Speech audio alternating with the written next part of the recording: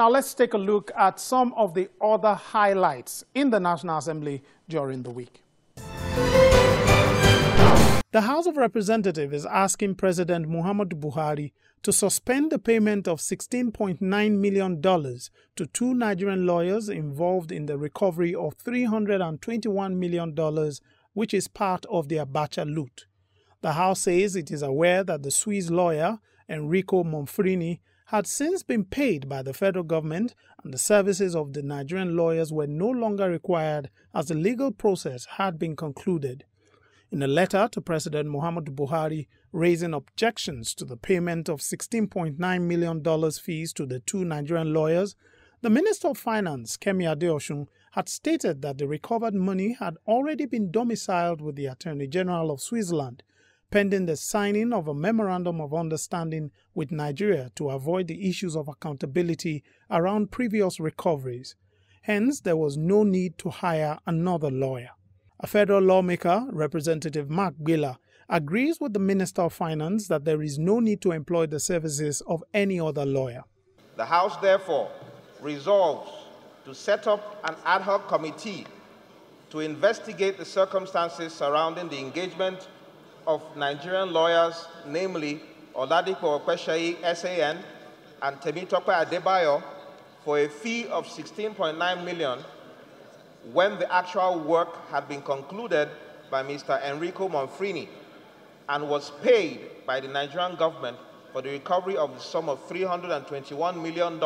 However, not all the lawmakers in the Green Chamber shared this submission. Within 2.5 years ago, they have retrieved our money that for the past 16 years has been contracted to a Switzerland lawyer.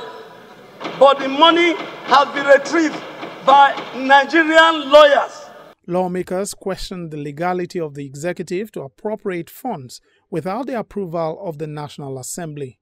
The problem is that it is unknown to the Parliament. We are not saying they shouldn't pay lawyers, but appropriation is being done now at the Federal Executive Council. That is the problem, without recourse to Parliament. Another question in contention was the source of payment for the Nigerian lawyers. Where is the money coming from? Has it been appropriated? Is this money anywhere? Or the executive can just sit, appropriate the money and pay the firm of lawyers? The lawmakers resolved to set up an ad hoc committee to investigate the matter and revert to the House within 6 weeks. Meanwhile, Senate President Bukola Saraki has pledged to work with relevant political stakeholders to ensure that a greater number of women are given the opportunity to vie and occupy elective offices during the 2019 general elections.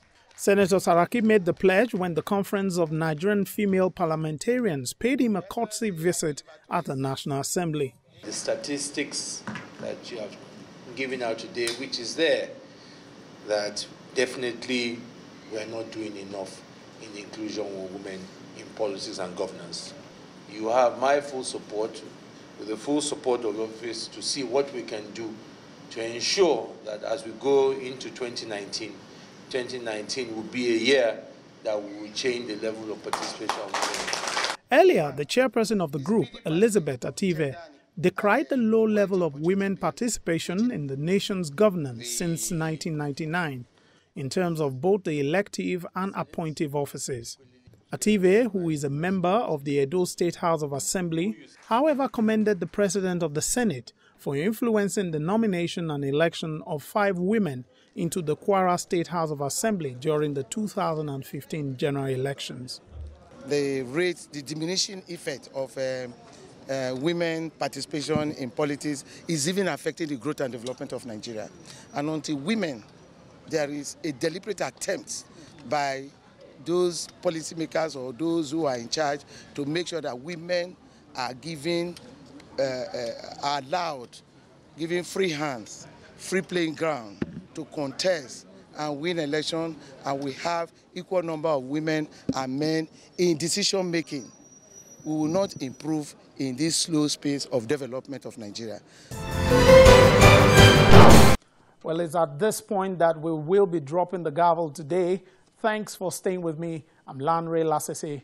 Bye and take care.